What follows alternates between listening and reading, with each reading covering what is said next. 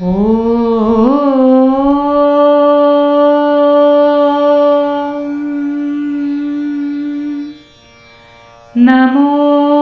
भगवते वासुदेवाय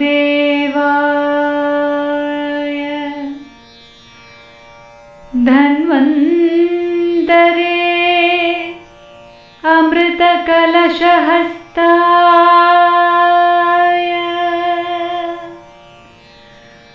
सर्वामय विनाशनाय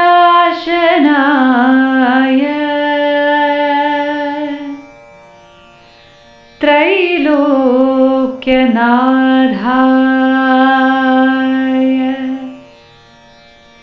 श्रीमहाविष्णवे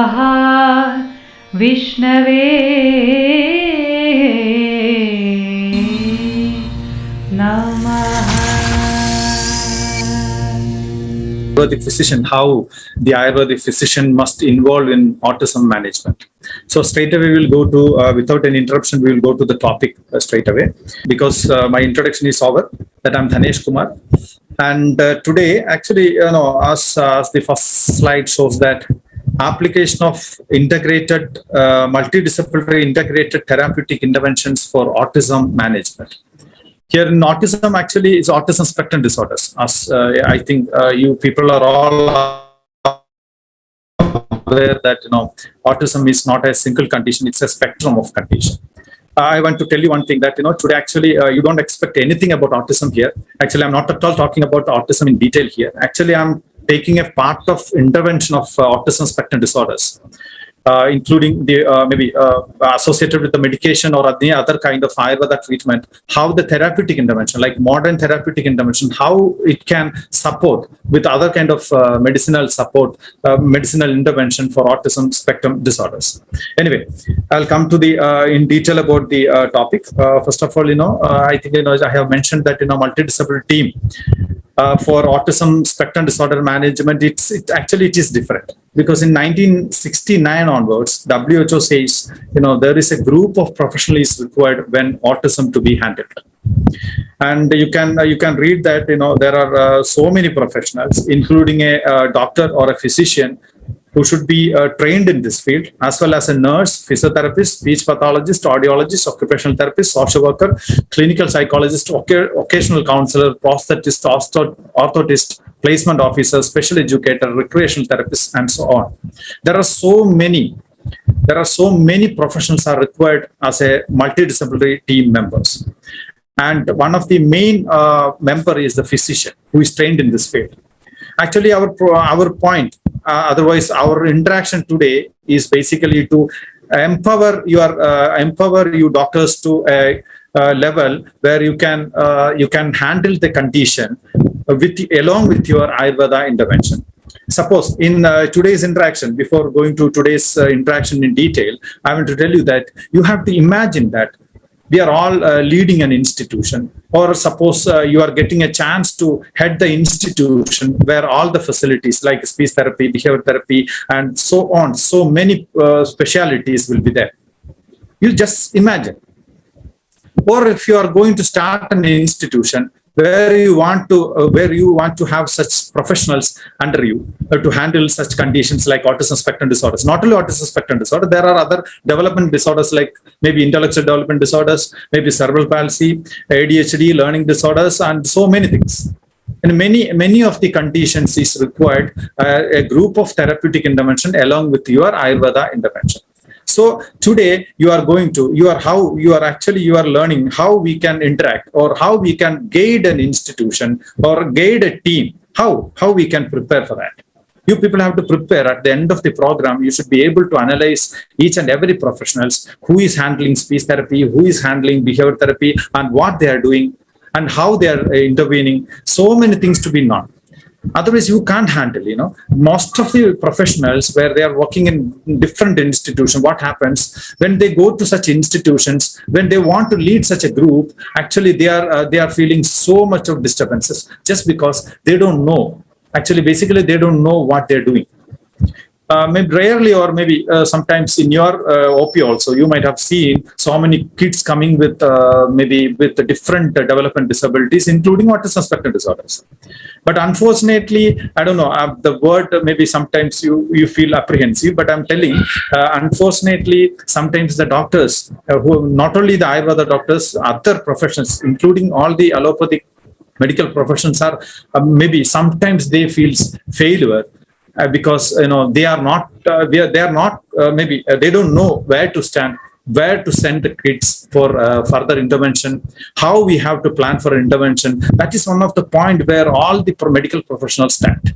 So today I'm just giving a brief description about the different professionals. Those professionals are very much important when you are going to intervene a child with autism spectrum disorders. Not only autism spectrum disorders, other kind of development disorders. So let's see who all are there to support you along with your Ayurvedic medications. Can you please move to the next slide?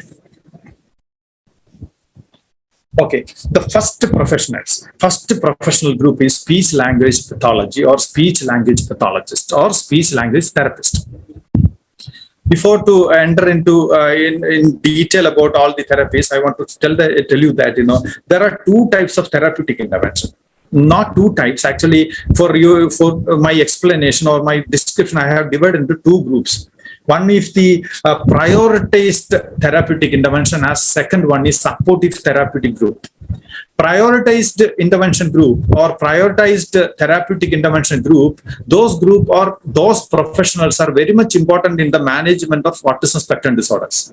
That doesn't mean that supportive therapeutic intervention group are not important. They are also important, but they are all working as a supportive team member for the prioritized therapeutic members. So first of all, first few of the therapeutic interventions are all prioritized therapies. Speech language therapy is one of the first and most important therapeutic intervention for managing autism spectrum disorder. You can read, along with my interaction, you can read the slides so that you will understand what is speech therapy, who is supposed to do the speech therapy, what kind of qualification is required for such professionals, and you can easily go through the slides. I'll also read once again. What is speech therapy? Is an intervention especially which deals with prevention, diagnosis, and treatment of speech, language, social communication, cognitive communication, and swallowing disorders across the lifespan. That is very important point, across the lifespan. Not only for the kids, not only for the adults, we can use across the lifespan, total lifespan it's required, so that what it indicates that the speech therapy can start at any time of the patient's life. We can start the speech therapy based on the condition as well as the prognosis. See, once again, I'm just reading. It's an intervention specially deals with prevention. There is a factor of prevention. There is a very important role of a diagnostician and a treatment, and the planning of treatment or giving a treatment of speech conditions, language conditions, social communication disorders, cognitive communication disorders, and swallowing disorders, dysphagia. It's one of the very important condition.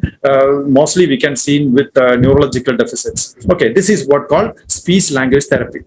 Speech language therapy is basically, the single word we are using, but there are different types of speech therapy. That means in speech therapy, there are different branches. One is language therapy, basically for language disabilities, like delayed language development, maybe loss of language due to strokes or any other kind of brain damage, maybe aphasia. That is, we call aphasia. For such conditions, we call it is language therapy. The second one is articulation therapy. This articulation therapy, voice therapy, as well as fluency therapy, these three therapies are coming under speech therapy, basically. These are all handling the speech conditions. Like articulation therapy is basically for the correction of clarity of speech. Voice therapy is basically for handling the voice problems, like hoarse voice, harsh voice, like that. There are there might be some difference in the voice. So to handle such voice disabilities, we are handling voice therapy. We are giving voice therapy. And fluency therapy is another kind of speech therapy for handling the stuttering. You might have heard, stuttering, cluttering. There are different types of disfluencies are there. So for disfluency and to handle disfluencies, we are using fluency therapy. These are all part of speech language therapy, but this is coming under speech therapy. And the next one is swallowing therapy. Is it basically dysphagia management for neurological deficit clients? Now, for kids as well as for adults, we are using, there are different types of techniques to handle swallowing therapy. And another one is communication therapy. This is also a part of language as well as speech therapy. Maybe different types of communication we will be training, like that maybe including sign language and any other kind of AAC, augmentative alternative communication. There is another terminology called AAC therapy. It's also part of communication therapy. And there is another terminology is auditory verbal therapy. It's also a part of speech language therapy. Auditory verbal therapy, or otherwise it is AVT. It's basically for those who are the children, those who are undergone cochlear implantation. Mainly for cochlear implanted client, we are giving auditory verbal therapy. It's a different types. It has its own policies and its own way to handle such children. These are the branches of speech language therapy. And one more thing I have mentioned this slide, that who is a speech language pathologist? Sometimes you might feel maybe you don't know who all are actually there, who can practice as a speech language pathologist. There is a confusion, lot of confusion. But sometimes in previous years, maybe years back, what happens usually sometimes in other parts of nation, other parts of India, it is happening that other unqualified professionals, maybe they are qualified but not in speech language therapy. There are unqualified practices are happening. What happens because of unqualified practice is that relevant or scientific approach in speech therapy will lose. So we have to identify who is the right person. Minimum qualification required to practice as a speech language pathologist is a bachelor degree, bachelor in audiology and speech language pathology, and must get a class registration with Rehabilitation Council of India. Like that, there is Medical Council of India. There is a Rehabilitation Council of India. It's one of the government council, which they regulates the maybe the training programs for rehabilitation professionals. So they required a bachelor in audiology and speech language pathology. This is one of the 4 years program, 4 to 4.5 years of program, and they have to complete at least a BSLP to qualify as a speech language pathologist. Okay, please go to next slide. Please, doctors, please refer the slide. You don't not only to restrict my voice. Just follow the slides also. Let's see when speech therapy is required. So another question always you people are facing: when we have to send for speech therapy. Maybe in aspect of autism spectrum disorders, you all know that in autism, we cannot identify autism spectrum disorder at the month of 5 months. We cannot. It is not possible. Mostly during that time, most of the kids are all in normal stage only. It might happen during the years of 3 years, or maybe before the age of 3 years. This is a time we can expect autism spectrum disorders, is it? So in this, actually, this is given in general. Since the language development starts at the age of 5 months after birth, we should be able to provide service as early as possible after detecting the condition. And the duration of the therapy depends the condition and the age of the person. That is also very important. How many time or how much time it is the child has to go for therapies depend upon the condition, severity, and the age. At what age the child identified the problem. These are all factors when we are planning for speech language therapy. So one thing you have to analyze that, what you can expect from speech therapy is you can prevent, you can diagnose, as well as plan for therapeutic intervention. That is all coming under speech therapy. And the second one, who is a speech therapist? I think you have seen the last previous slide that at least they must have a bachelor degree in audiology and speech language pathology. And when to start speech language therapy is we can start at the age of 5 months, or at the earliest, when you identify the condition, at the earliest, you have to send for speech language therapy. And what is the maybe how we can decide the duration or intensity of speech therapy is based on the condition as well as the severity at the age at what age the child identified the problem. These are the factors we have to analyze. And what we can expect is that you can monitor, you can assess, we can diagnose, we can plan speech language therapy, we can expect language improvement, speech language communication, so many things we can expect. Maybe sometimes an echolalia is one of the important factors of autism spectrum disorders when we consider about speech language therapy. Sometimes the child knows what to say, but the child won't say. after, if they're compelling, only the child is going to say something. So that also handled at the point of speech language therapy. That is one of the prioritized therapy for handling autism spectrum disorders. Please move. The second prioritized therapy is called behavior modification therapy, otherwise behavior therapy. I hope you might have heard of applied behavior analysis. This behavior therapy is different from applied behavior analysis. In context of India, actually, the trained persons in applied behavior therapy is not available frequently. So what we do, we will incorporate behavior therapist as one of the prioritized therapeutic intervention for handling autism spectrum disorders. We just see what is behavior therapy. A type of therapy in which the principles of operant conditioning, operant and classical conditioning, the difference between operant conditioning and classical conditioning, I hope you people are aware. So in behavior therapy, operant conditioning principles are followed. This is based on reinforcement, punishment, etc., are used to eliminate some type of unwanted or maladaptive behaviors. There are so many unwanted behaviors. Sometimes echolalia, sometimes some kind of motor stereotypy or vocal stereotypy, or the child is not able to sit in a proper place. The child is restless. The child might have some injurious behavior, self-injurious behaviors, or injurious behaviors to others. So many behavior problems can expect when we are treating autism spectrum disorder. So such problems should be handled by a behavior modification therapist or a behavior therapist. Who is a behavior therapist? Is another point. You people want to know that where I should send for behavior therapy. Mostly, when you are dealing with autism spectrum disorders, always you are problem with these kind of behavior problems. During your Ayurvedic therapy, also the child is not at all maybe supporting with Ayurveda therapy, because the child might have some behavior problems. Because of behavior problem, the child is not cooperating. Maybe the child are not interested to take medications. It's also part of behavior therapy.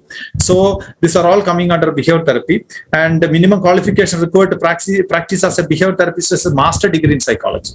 Preferably having a registration with the Rehabilitation Council of India. Without any experience, you won't get, a psychologist won't get maybe the certification from Rehabilitation Council of India. They are expecting at least 5 years of experience in the field of disability management. Those people only get Rehabilitation Council of India registration for psychology, I'm telling. So master degree in psychology, maybe an MPhil in psychology, clinical psychology, everybody is, they are all able to handle behavior modification therapy. Just move.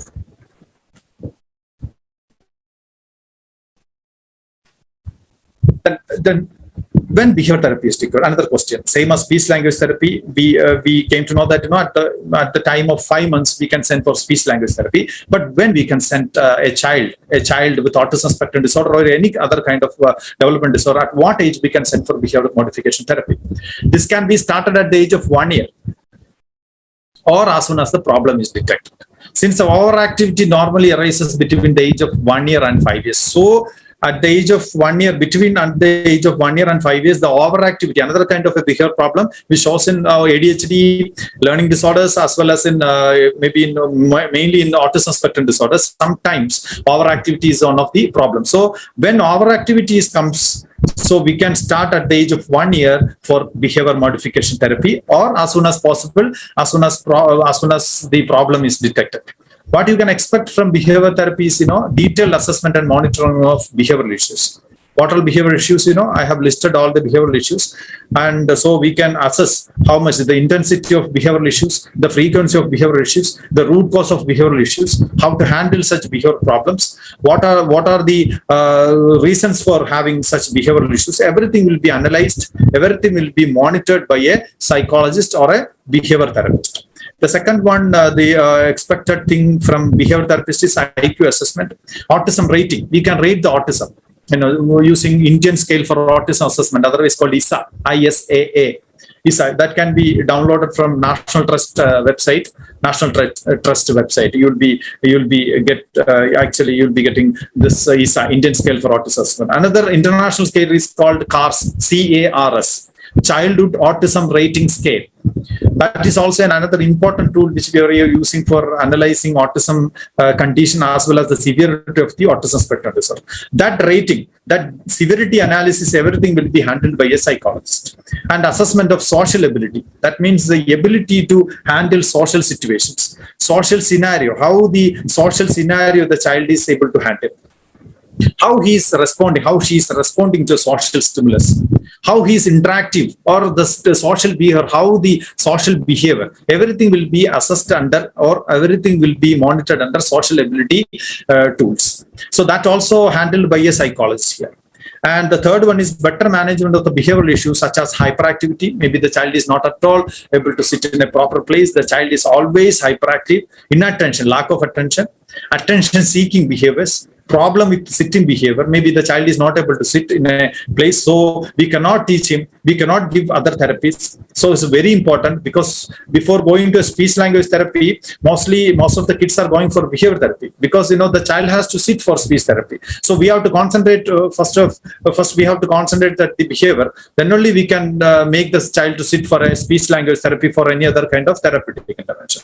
Another one is poor eye to eye contact. The child is not at all able to maintain the eye to eye gaze, eye to eye contact. So when we are modeling something, when we are showing some pictures or some toys, the child is not at all able to keep the eye contact. So the child is not attending to that. So the improvements won't be there. So we have to work with behavior therapists to handle all these problems: overactivity, shyness, disobedience, temper tantrum, stubbornness. So many behavioral problems can be handled by a behavior therapy session. Please move.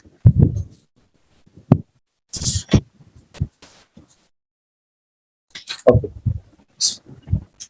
What is the third prioritized intervention for autism spectrum disorder is sensory integration therapy. It's another very important therapeutic intervention. You have to read the slide very carefully. What is sensory integration therapy? This is aims to help kids with sensory processing issues or sensory integration disorder by exposing them to sensory stimulation in a structured, repetitive way. The theory behind it is that over the time, the brain will adapt and allow kids to process and react to sensations more efficiently or effectively. That is what called sensory integration therapy. Once again, you have to read. It's actually it is sensory integration disorder. For such kind of the children having sensory processing issues or sensory integration disorder, they must be exposed to a sensory stimulation. Where the sensory problem is situating, that sensory stimulus will be given in a structured or repetitive way. The stimulus will be in a structured way they will be giving, and in a repetitive way. The theory behind it is very clear that over the time, the brain will adapt. Over the time, the structured and repetitive sensory stimulus will adapt and allow the kids to process and react to sensations more efficiently. The child might be less responsive to so many sensory sensations, or hypersensitive, maybe sometimes hyper or hyper. We will come to in detail, and next we have to see who is the person supposed to give sensory integration therapy. A qualified and specially trained occupational therapist or a physical therapist, that means physiotherapist, are eligible for providing the services. So basically, occupational therapist or a physiotherapist, both are equally qualified for handling sensory integration therapy. Please.